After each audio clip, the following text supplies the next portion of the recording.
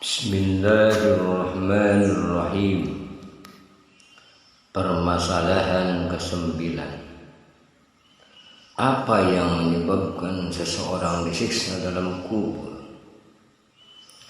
Jawaban atas pertanyaan ini ada dua macam, secara global dan secara rinci. Adapun secara global, mereka disiksa dikarenakan kebodohan mereka tentang Allah, mengabaikan perintah-perintahnya, melanggar dan bermaksiat kepadanya. Dan Allah tidak akan menyiksa roh yang mengetahui, mencintainya, yang senantiasa melaksanakan perintahnya, serta menjauhi segala larangan-larangannya. Begitu juga dengan badan jika ia seperti itu selamanya. Siksa kubur dan siksa akhirat merupakan dampak dari kemarahan dan kemurkaan Allah kepada hamba-Nya. Maka barang siapa yang membuat marah dan murka Allah Subhanahu wa ta'ala di dunia ini, dan ia tidak bertaubat kemudian mati dalam keadaan seperti itu, maka dia layak untuk mendapatkan siksa barjah sesuai dengan kemarahan dan kemurkaan Allah kepadanya. Bisa sedikit, bisa banyak, dan ada yang jujur dan ada pula yang dusta. Sedangkan jawaban secara rinci, Rasulullah SAW telah mengabarkan tentang dua orang lelaki yang beliau lihat. Mereka mendapatkan siksa di kuburnya dikarenakan salah satu dari mereka mengadu domba di tengah manusia, dan yang lain tidak bersuci setelah buang air. Hal ini berarti ia meninggalkan bersuci dari sesuatu yang diwajibkan, sedangkan yang satunya ia menyebabkan manusia saling bermusuhan karena lisannya, walaupun apa yang diucapkan adalah benar. Hal ini menunjukkan bahwa permusuhan yang muncul di tengah-tengah manusia, yang disebabkan karena permusuhan, karena kedustaan, sumpah palsu dan penghasutan, maka pelaku penyebabnya akan mendapatkan siksaan yang lebih besar. Begitu juga meninggalkan bersuci setelah buang air. Hal ini menjadi peringatan bagi mereka yang meninggalkan rukun dan syarat sah yang sholat. Mereka mendapatkan siksaan yang lebih pedih lagi. Dalam hadis Syu'bah disebutkan, salah seorang di antara mereka suka memakan daging manusia. Maksudnya adalah orang yang suka membicarakan orang lain dan mengadu domba. Dan telah kami sebutkan di depan tentang hadis Ibnu Mas'ud perihal orang yang dipukul dengan cambuk hingga kuburnya dipenuhi dengan api, dikarenakan dia pernah mendirikan sholat tanpa bersuci dan melewati orang yang terzalimi namun ia tidak menolongnya. Juga telah kami sampaikan hadis Samirah dalam Sahih Al-Bukhari tentang siksa yang ditimpakan pada seseorang yang berdusta hingga upuk, dan siksaan kepada pembaca Al-Quran kemudian ia tidur di malam hari dan tidak mengamalkan pada siang harinya, dan siksaan yang ditimpakan pada para pezina, siksaan pada para pemakan harta riba, sebagaimana yang disaksikan Nabi SAW pada Barjah. Begitu juga dengan hadis Abu Hurairah yang di dalamnya disebutkan kepala orang-orang dipukul dengan batu karena kepala mereka berat untuk melaksanakan sholat, dan juga siksa pada tenggorokan dikarenakan dia meninggalkan untuk membayar zakat, serta kisah orang yang memakan daging busuk dan kotor karena dia adalah seorang pezina, dan orang-orang yang memotong bibirnya dengan alat pemotong dari besi dikarenakan mereka suka menyebarkan fitnah dalam perkataannya dan pidato-pidatonya. Dan juga hadis Abi Sa'id tentang siksa yang diberikan kepada orang-orang yang melakukan berbagai macam kejahatan.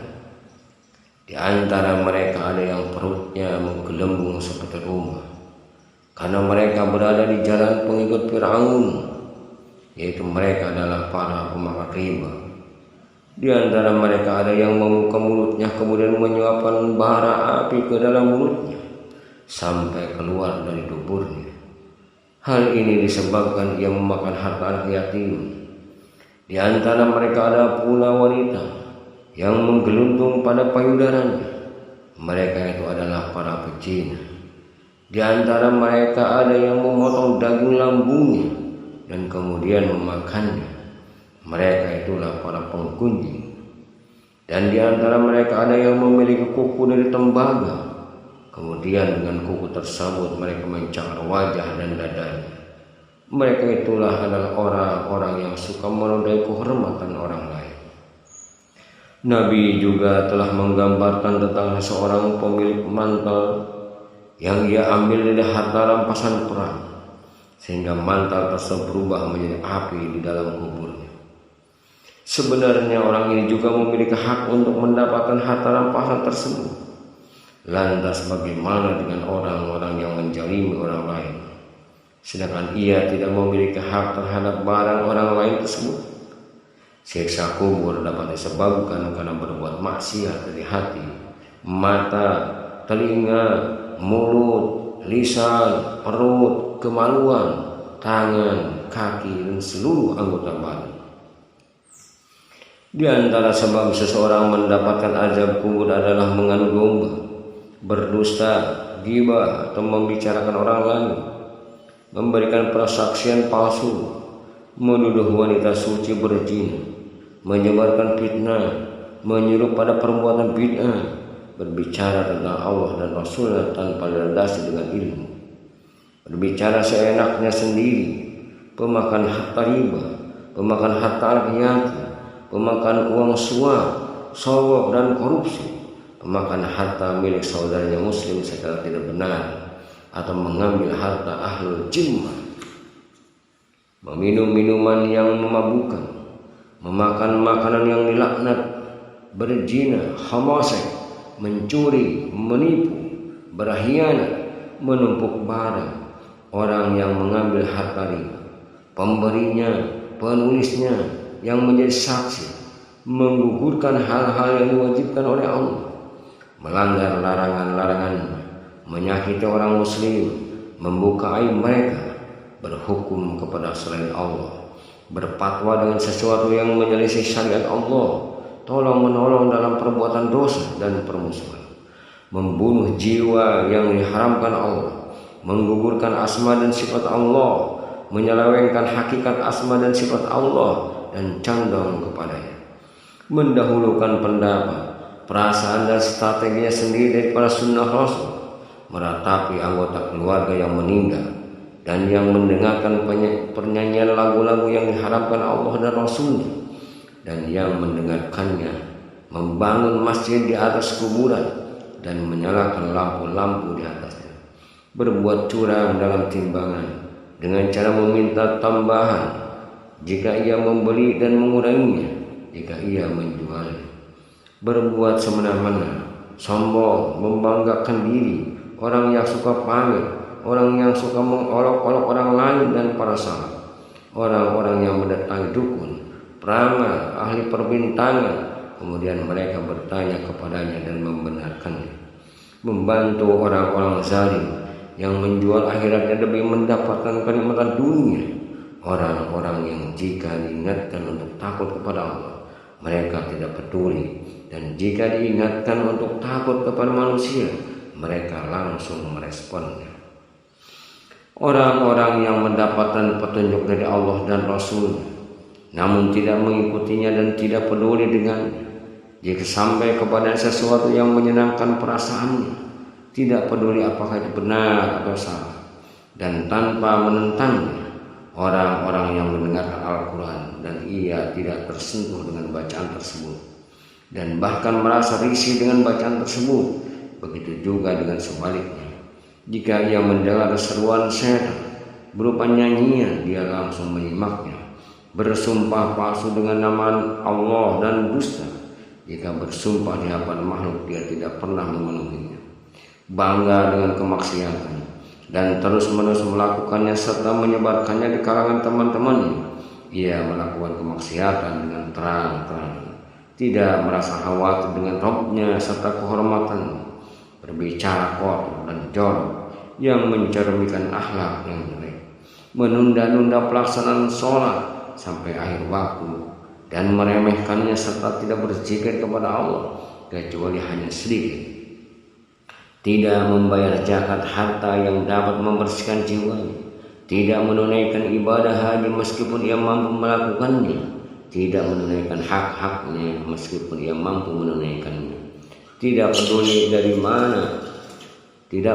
dari mana setiap suap nasi yang mereka dapatkan, dan juga tidak peduli dengan harta yang mereka dapatkan, apakah dari harta halal maupun haram, tidak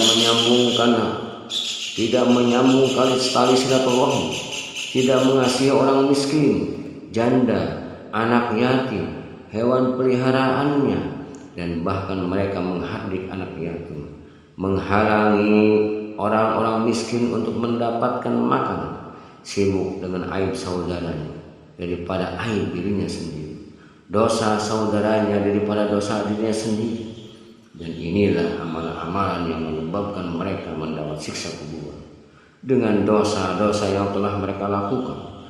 Semuanya sesuai dengan seberapa banyak dosa yang telah mereka lakukan dan seberapa besar dosanya. Dan karena kebanyakan manusia melakukan hal itu, maka kebanyakan para penghuni kubur yang mendapatkan siksa. Sedangkan mereka yang selamat dari siksa kubur sangat sedikit. Yang tampak dari kubur adalah tanah, namun di dalamnya ada penyesalan, siksaan, dan gelagat panas seperti air yang mendidih di dalam peri. Telah hilang dalam diri mereka syahwat dan haram. Demi Allah, tidak pernah tertinggal sedikit pun peringatan dari orang-orang yang memberikan peringatan, seraya mereka menyeru, wahai orang-orang yang membangun kehidupan dunia, sungguh kalian telah membangun sebuah rumah yang sangat cepat akan kalian tinggal, dan kalian merobohkannya tempat tinggal kalian, padahal kesanalah kalian akan tinggal. Kalian telah membangun rumah yang bukan milik kalian dan bukan kalian tempati, sedangkan kalian telah menghancurkan rumah-rumah yang akan kalian tinggal, dan tidak ada tempat tinggal selain rumah yang kalian robohkan itu. Inilah tempat menuai tanam, mematik amalan yang kalian lakukan selama di dunia, dan inilah tempat yang dapat kalian jadikan pelajaran antara kebun dari kebun-kebun surga atau jurang dari jurang-jurang neraka. A'udzubillahi min dzalik. Wallahu a'lam bishawab.